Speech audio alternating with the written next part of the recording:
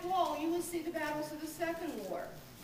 When the building got too large for them, they donated it to us. We are trying to keep it the way it always was. As you know, we are nonprofit, and our main interest is to keep the local history alive, from McCullough on down to Pittsburgh. The way we do this is with the museum itself, and also with educational programs. We have one coming up on March 17th. It's a Wednesday. It's going to start here at the museum at 6 o'clock, and it's going to be a walking tour of Tarentum, the area that was under the floodwaters. Following that, we'll come up here, have a slide presentation and refreshments, but I was told we're not allowed to have bring beer, but we might work around it. Anyway, then on Saturday the 27th, we're having a birthday party for the Boy Scouts for the 100th anniversary, which they're celebrating this year. And then April 18th, like I said, is the rededication program. Some of the things we have on the back burners is we're planning to have some Civil War encampments and reenactments. As some of you may be aware, starting I'm Darla Cravat. I'm at the County Executive's Office, and we are so excited that everybody's out here tonight to talk about this trail system. Now, I made a few notes because I didn't want to forget anything. Last night I forgot some stuff, so I didn't want to forget anything. First of all, we want to thank the Allied Kiski Historical Society for hosting us tonight. So it's just a really stunning building, and I will reiterate, $10 in the bucket, they need windows. So first of all, this project, several of you have heard me talk about it before, heard us talk about it before.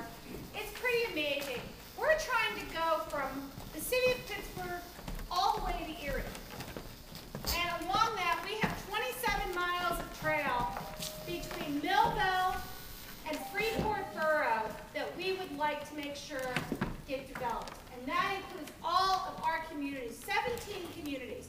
So not only are we on a trail system that goes from Erie to Pittsburgh, but this trail system also goes from Pittsburgh to Harrisburg as part of the Main Line Canal Greenway. It hits up with the Butler Freeport Trail. Where is she? She's here. The Butler Freeport lady's here. Okay. So you'll be able to go from Pittsburgh to Moraine State Park one day, right? It also hooks up with the Armstrong Trail, which is how we're going to get to Erie. You can also get to the Rachel Carson Trail, which then you can turn around and go backwards towards North Park. So these trail systems are what we're considering and looking at as both community investment and the economic development of small river communities. Anybody here in the Great Allegheny Passage know of it? All right, this trail goes from Pittsburgh to Washington, D.C. Imagine being able to start in Tarentum and go to Washington, D.C. Because that's what we're dreaming about. That's why we're all here, and we all think it's a possibility. So this project, it's 27 miles, and it's part of a large comprehensive system of trails within Allegheny County. Allegheny County has its first ever comprehensive plan. We have a system of greenways and trails. Inside of it, you can look at all this online if you go to our website. You can see we have trail systems that go not just to Harrisburg or Erie or to Armstrong County, but we also have trail systems that will take you to West Virginia, Ohio, Maryland.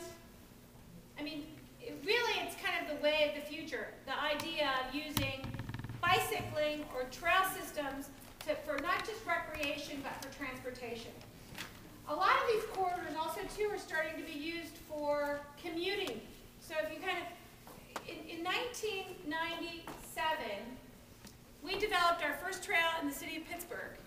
And it was called, and it was along the North Shore for a long time. Then we developed this trail called the Eliza Furnace Trail. And who would have thought people are using it to commute back and forth to town?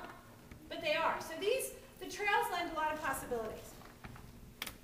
Now, the really cool thing about this project is we cannot do it without all these organizations. We need volunteers.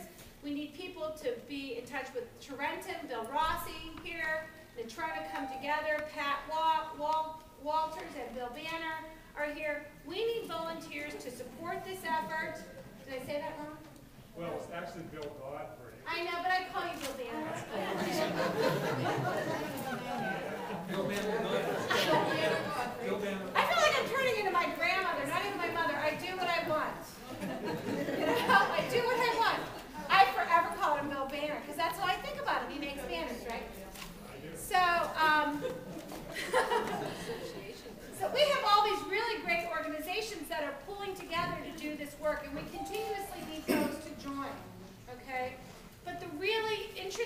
about it, the reason why this project is going to get done and why we're going to get money to do construction is because we have 18 municipalities, 18. Mr. Lilly's here from Harrison. Tom is here from the COG. We have Mr. Swisher from Freeport. We have Hugh Fox from Tarentum and Rossi from Tarentum. We're going to get this done because we have 18 municipalities. Well, it says 17 there, but I thought we had 18. 18 municipalities, all, I'm dying to use this, by the way, all involved in this effort. So that means we have 18 organizations, governments that have been willing to work together to look at developing a system of trails to connect each other. That is really what is jazzy, and that's what's going to capture everybody's attention, and that's how we're going to get this project funded, okay? Because if we were doing it group by group by group, we wouldn't have it done. So that's what's really exciting about this. Now, just a little bit of history so everybody understands where we are. We were working with Pat and Bill on their playground project, and they were talking about wanting to touch the river. We were talking to Bill Rossi about his project in Tarentum, his riverfront park in Tarentum. We were working with Millville and Sharpsburg, and we got a phone call from some women that were part of it's called the Fox Chapel District Association and the O'Hara Township Parks and Recreation Commission. And they showed us the trail that they were doing, and we started talking about being able to expand the system into a much larger trail system. And so everybody all of a sudden got on board on it. So we've had several meetings of municipalities. Folks have come down to Harmer to meet. We've had individual organizations meet with our consultants, which is Jack Porter and Steven, who are with McTish Kunkel, who have looked at the trail maps, who have looked at this mapping, who have given their opinion. We've had folks sit down and tell us what they think can happen. Last night we had people tell us where they thought we could have parking. Okay? We need you more than anything to look at these maps, ask questions, be engaged, tell us what you think is possible and what you think is not possible. That's what we need tonight. So what will happen is we'll show a map. Stephen will talk a little bit about what it is.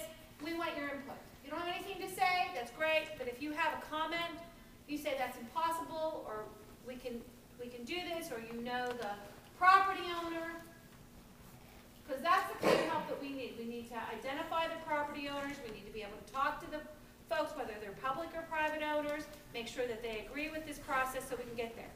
Now, many of you are going to go, you know, Darla, you're really excited. We're really glad you're so excited that, you know, we've got some big stumbling blocks like Allegheny Bluffdom, right? We've got some big things on the riverfront. What are we going to do? We have two alignments. We have what I like to refer to as the practical alignment. It's the alignment that we can actually lay down. So that means sometimes we might be on a residential street.